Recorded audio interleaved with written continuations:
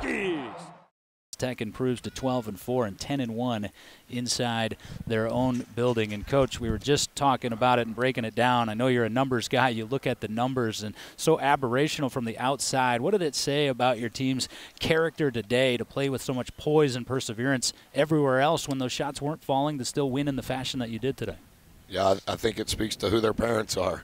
I told them when the Virginia game was over, our character would be tested beginning then. I may have said that to you. I know that I said that to the what media came in there to listen to me. The rest of them went to the UVA locker room. But and then I just mentioned it to our guys. It's hard to win in this league, and it's going to get harder than it's been over the last 7 days. And I think in some ways I think that's really good for us. You have to fight, and you can't act like you've never been hit before. And too often times, particularly against Virginia, I think that we forgot how to throw a punch.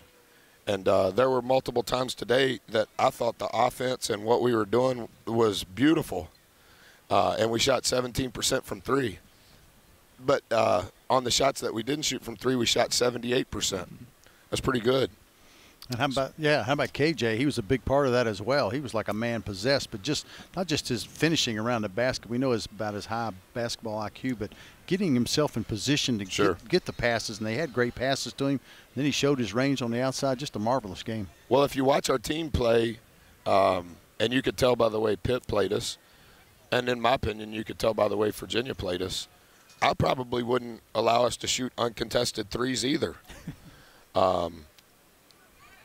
If you study the numbers based on the 15 games we had played leading into today, if you allow us to shoot practice threes, we'll probably make enough to beat you.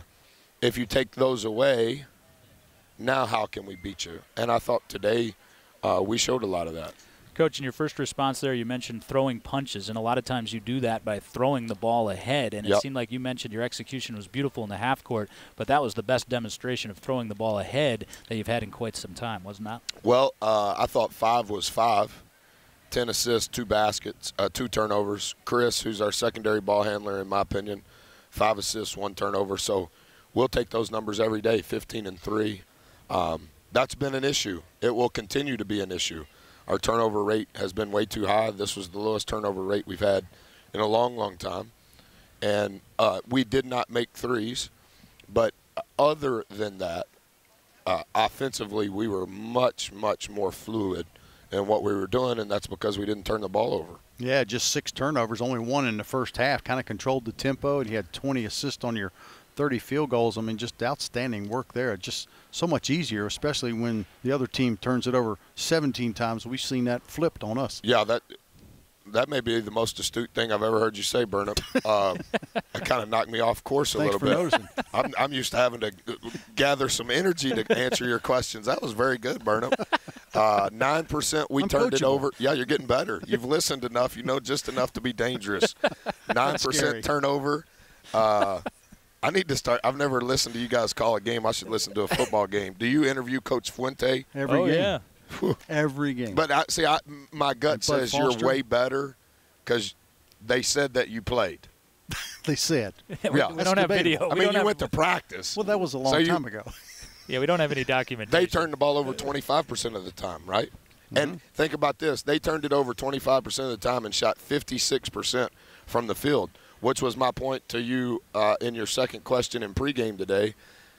If you have a very high turnover rate, but you're still making a high clip from the field, it doesn't look near as bad. When you have a high turnover rate and you're not shooting it well from the field, now it looks disgusting. And that's the way we looked against Virginia.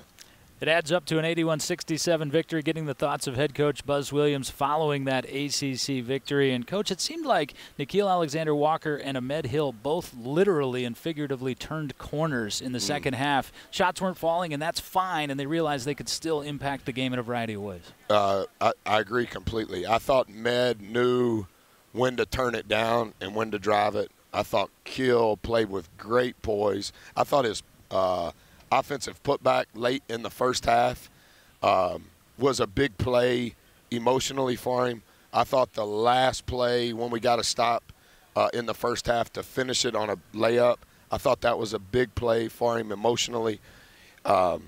I love Kill, but, you know, this is the first time Kill's been through – this is the first week of his life as a high major Division I player in the best league in the world other than the NBA. And he's played 3 games. That's a lot. And I thought both of those guys had a really good feel on when to shoot a 3 and when to drive it.